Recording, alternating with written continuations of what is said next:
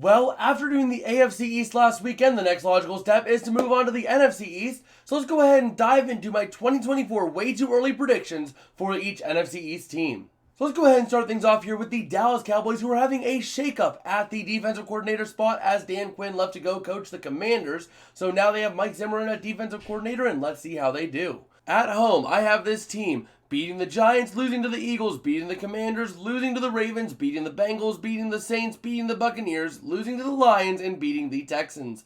On the road, I have this team beating the Giants, losing to the Eagles, losing to the Commanders, beating the Falcons, beating the Panthers, beating the Browns, beating the Steelers, and beating the 49ers. This puts the Cowboys at 12-5, right about where they were last season, so it should be fairly competitive for that division. Speaking of competition in the NFC East, let's go ahead and talk about the Philadelphia Eagles, who will have an entirely new slate of coordinators after a disastrous 2023 campaign. Does it help them get over the hump? Let's find out. At home, I have the Eagles beating the Cowboys, beating the Giants, beating the Commanders, losing to the Falcons, beating the Panthers, beating the Browns, beating the Steelers, losing to the Packers, and beating the Jaguars. On the road, I have this team beating the Cowboys, losing to the Giants, losing to the Commanders, losing to the Ravens, beating the Bengals, beating the Saints, losing to the Buccaneers, and beating the Rams. This puts them at 11-6 on the season, which is one full game behind the Cowboys. Up next, we'll go on to the New York Giants, who should have a healthy Daniel Jones, but maybe without Saquon Barkley for next season. How does that impact them? Let's go ahead and find out. For the Giants at home, I have them losing to the Cowboys, beating the Eagles, beating the Commanders, beating the Ravens,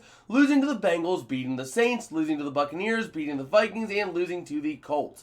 On the road, I have this team losing to the Cowboys, losing to the Eagles, losing to the Commanders, beating the Falcons, losing to the Panthers, losing to the Browns, losing to the Steelers, and losing to the Seahawks. This puts the Giants at 6-11, taking a massive step back in 2024. And last but not least, let's go ahead and talk about the Washington Commanders, who have a brand new head coach in Dan Quinn from the Cowboys. How does he fare? Well, let's go ahead and find out. At home, I have the Commanders beating the Cowboys, beating the Giants, beating the Eagles, beating the Falcons, losing to the Panthers, losing to the Browns, losing to the Steelers, beating the Bears, and losing to the Titans.